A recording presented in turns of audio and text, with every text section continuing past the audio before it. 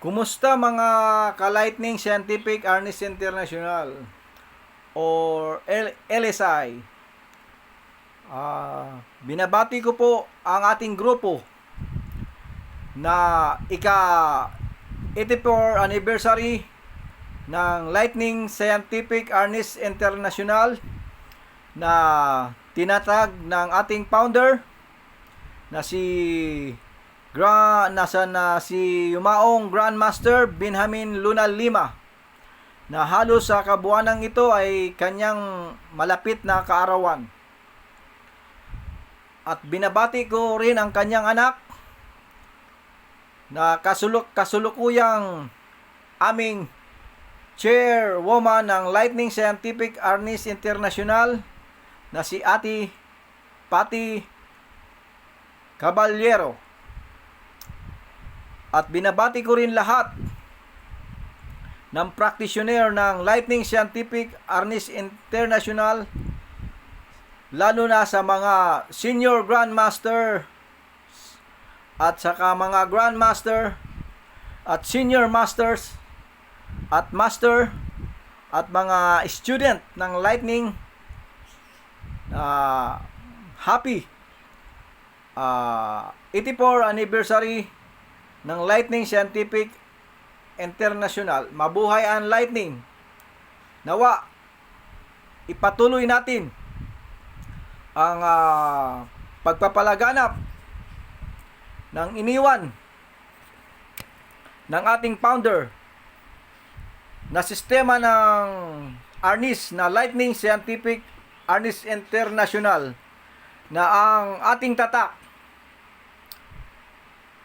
espada idaga, cruz tumba sirada abierta, at baston sirada, cruz tumba abierta,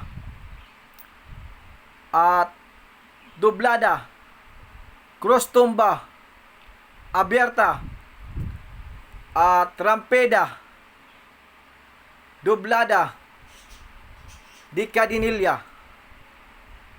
So ipagpatuloy po natin ang ating one of the most advanced Arnis combative in the world, ang Lightning Scientific Arnis International, dahil ito'y more on realistic. Sabi nga ni Senior Grandmaster Paul, one hit, one down. So pag tinamaan ka, may kalalagyan ka.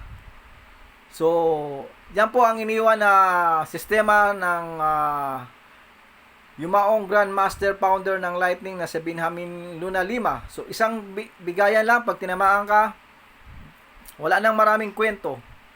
So meron din tayong tinatawag na close quarter o close range, sa pamagitan ng dikitan. So ang baston sirada, cruz tumba abierta di cadinilla, rampida doblada. So yan po ang sistema ng ating Lightning. Nawa ating ipagpatuloy ang tatak ng Lightning sa mga pamagitan ng mga nagsisikap na nagtuturo ng mga master, senior master, grandmaster, senior grandmaster, and grandmaster. So ako po'y buwabati ng ika-84 anniversary sa ating grupo na Lightning Scientific Arnis International. Mabuhay ang Lightning.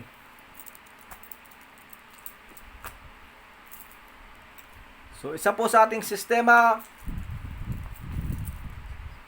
yan po ang tinatawag na tatak ng Lightning, and one hit, one down. One hit, one down.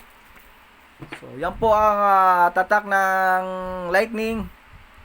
So nawa ipagpatuloy at makakatulong sa ating physical na katawan at mental and discipline.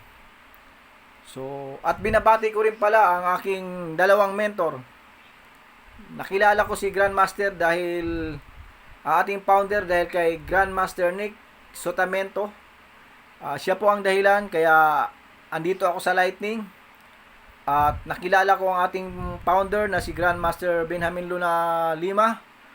At ibang mga Grandmaster ng Lightning at Senior Grandmaster.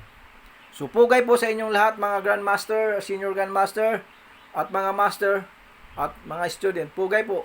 Mabuhay ang Lightning.